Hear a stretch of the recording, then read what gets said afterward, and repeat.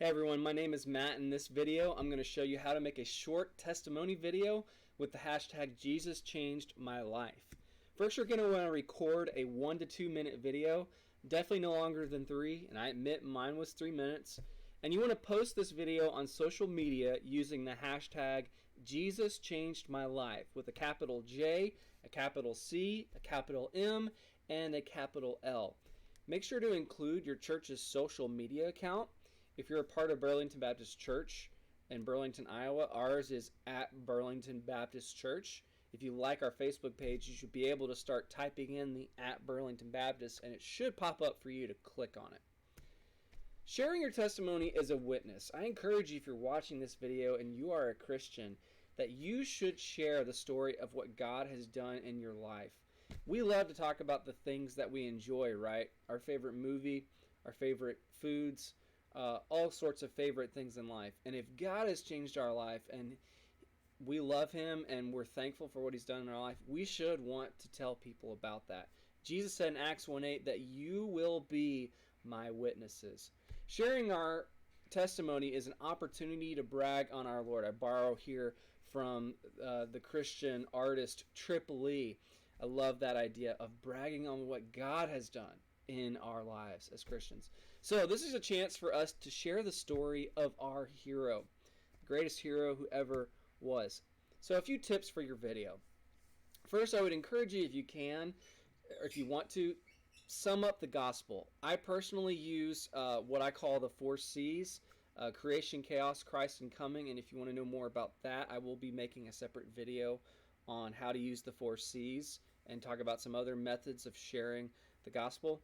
Also encourage you to not exaggerate, over-exaggerate the grim details of who you were before you were a Christian, or on the flip side of that, undercredit the work of God. Sometimes we tend to be drawn to the glorified testimonies of people who have done all kinds of terrible things before they became a Christian. And yes, it's true that God worked in many mighty ways in that person's life, but He's also worked just as mightily in your life if you were raised in church. If God kept you from all kinds of worldly things, you were still a sinner. You were still just as much deserving of God's punishment and wrath, and He gets the glory for the work He's done in you. So don't over-exaggerate just how terrible you were or all these awful things.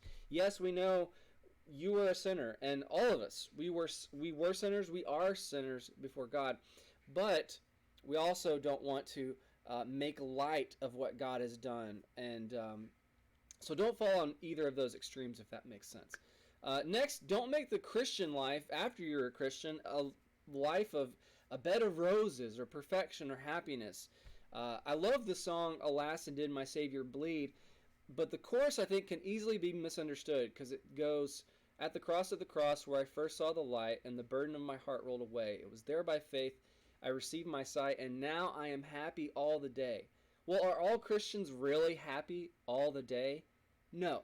No, they're not. If you're watching this video and you are always happy, you're probably lying. You have to be sad. You have to be depressed or angry at times about something in your life, or you should. You should lament sin in the world and in our lives too. So we have to be careful, and let me just say there, I like that song because it encourages my heart. It reminds me that I should be happy in the Lord, and I should seek joy in God. But it doesn't mean we're always going to feel that way. On the flip side of that, don't make it just seem dreary and hard. We can focus on the passages that talk about how the Christian life is full of trials and hardships. And it's good for people to know that. And I would say, as a whole in our culture, when I hear people sharing the gospel, they tend to maybe not talk as much about how Jesus said, following me is hard. So think of Luke 9:23. If anyone wants to come after me, he must deny himself and take up his cross and follow me. That is not easy, to take up a cross and follow a crucified king. But we want to be careful to not make the Christian life seem bleak, right? Because it is a life where we have joy in God. It is the most satisfying life you could ever have, knowing God. And what lays in front of us, Jesus said, is more than you could ever imagine for the Christian. No mind can conceive what God has prepared for those who love Him, the Bible says in the book of Corinthians. So Don't fall on either side there. Next, focus on your new identity in Christ, okay? Yes, we have different feelings as Christians, joy, lamenting, all sorts of different feelings, but our salvation is ultimately not a feeling, it's a position. We were positionally children of wrath. We were under God's condemnation, but now we have been set free. We're no longer slaves to sin. We are redeemed by the King. We are children of light. We are part of his kingdom. We are now justified by faith. So our position before God has changed from condemnation to we've been justified. We've been redeemed. We're going to be glorified one day and receive resurrection bodies and be saved to sin no more. We will no more sin once we're in the new heavens and new earth. So focus on that. Don't just focus on the feeling side of things. Particularly, I see new believers when they're sharing their testimony can talk about all the joy they have and all these happy feelings, and that's good. It's good to talk about the joy we have in the Lord, but don't confuse people that mainly our new identity is positional, and then because of our new position, we have all of these new fruits of the Spirit and the emotions that come in the Christian life. So also encourage you, if you can, and I honestly don't remember if I did this in my video, but use Scripture, okay? The Word of God is living and active. It's very powerful. Do not downplay the power of the Word of God. So pick a verse or two and use that in your story. Now, of course, you may not be able to do all these things, but these are just tips to help get you thinking the right way. And here's a little outline for a testimony that the Gospel Coalition encouraged, and they're the ones who really started this hashtag Jesus Changed My Life. So big shout out and thanks to the Gospel Coalition for starting this movement. Number one, you can share about how you grew up. What was life like for you growing up? What religious tradition were you raised in? Your home, your household situation, all those sorts of things.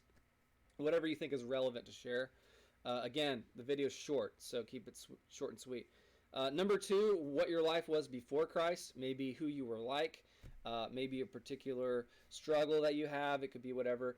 And then how you heard or believed the good news. Maybe you believed the good news the first time you heard it. Maybe you were like me and you were raised in a Christian household and you heard it dozens and dozens and dozens of times before you actually truly understood and really believed the gospel. Maybe there was a trial that jolted you towards the gospel. For me, it was Hurricane Katrina, being from New Orleans. For some people, I've heard stories of they lost their farm or a business or a loved one died, and God used that tragedy, that trial, to bring them to faith in Christ. That's not true for all people. It may not always be a trial, but if it's there, it's good to show how God worked in the midst of that to draw you to himself.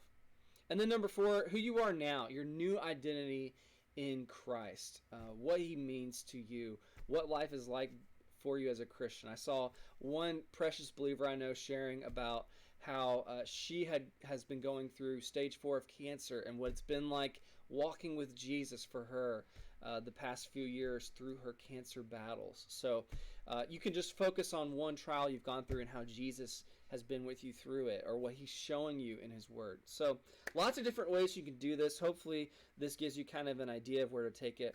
If you don't know what to use as far as resources for how to make your video, if you have an iPhone or a lot of Android phones will have recording software on there already. Usually it's really high quality. I use a software called OBS Studio that's free, and so I recommend that. There's videos, tutorials that will show you how to use that if you've never used something like that before. And I just use the cam that's built into my laptop. I have a little microphone on the side, but a lot of laptops or desktop computers will already have your microphone built into the computer too. So just a couple thoughts there. Hopefully this video has been helpful for you. I encourage you, if you're a believer, go and make a video sharing hashtag how Jesus changed my life, how Jesus has changed your life. And as you share that story, I pray that God would bless you and that God would use it to change other people's lives. Thanks for watching this video. God bless.